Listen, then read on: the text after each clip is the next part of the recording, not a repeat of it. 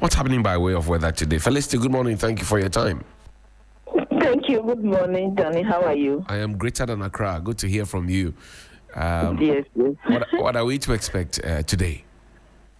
Yes, thanks so much. Good morning to our dear listeners and viewers. For today, the start will be pretty cool for outdoor activities, partly cloudy, sunny over the entire country.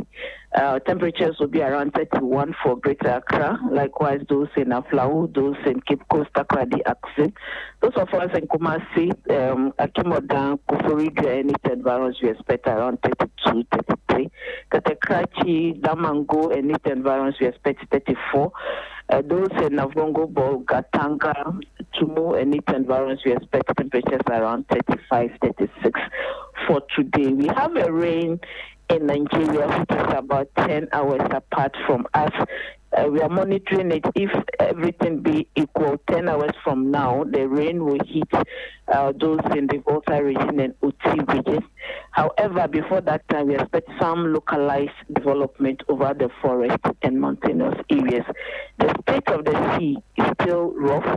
We are expecting it to have some rain and thunderclouds that will develop later in the morning into the afternoon, especially those around the Aflau area. So they should keep monitoring. By 10, we'll come up with our marine forecast for the fisher folks to work with. But then if the system will come, we will update with our afternoon and evening forecast, or a weather warning will be issued. So they should stay with us on our social media handles for updates. Thank you, Felicity. We're grateful for your time. Thank you and have a nice day. Thank you. Good to you. Great.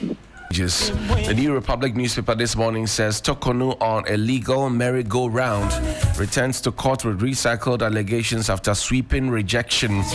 Remember the last time she went, she had 5-0. Damning a legal dilemma, rejects citizens' petition as unfounded and misleading, tells Ghana General Legal Counsel to decline complaints. There are also coup plot hints in Parliament. Opinion working on the brink as MPP seeks new minority leader amidst internal turmoil. Snit in 5.45 million Ghana dollars land swindle. 9 years of impunity as officials walk free. Blows over third term run. Blay rallies in support. Professor Sari Paris. As oral bites hard, crooked NPP officials sweat, willing to pay back 500 million US dollars looted funds as AG, Yoko, NIB, OSP, and the police tighten the noose. On the front page of the New Independent newspaper, we also have a story about the 2028 MPP race. An ex-minister endorses Ken Japan. Jojo Rocky Obing is this ex-minister, gifts property to power party mobilization. Also downgrade dispute after accuses Fitch of misguiding of discharging Africa's financial institutions. On the back page of that paper, I'm talking about the New Independent. Ex-England captain Farrell joins Saracens, and there you have it. The business analyst also reports this morning that GJ elections can actually backs Jumfilm Authority Godwin Eduji Tamaklo there on the front page, talking about fuel prices being stabilized despite Israel-Iran war, and court confirms Boni King Taki Adama Lache II as real Gamanje. Well, there's a pull and push there. I'm not sure that I am interested in that conversation at all. But let's take a look at what the former Chief Justice has been taken to court. What exactly is she talking about? Is this stories on page 3 of the New Republic newspaper. It says, in a move that has further deepened the legal quagmire surrounding his suspension, beleaguered Chief Justice Gertrude Isaba Saki Tokonu has, for the second time, dragged herself back to the Supreme Court.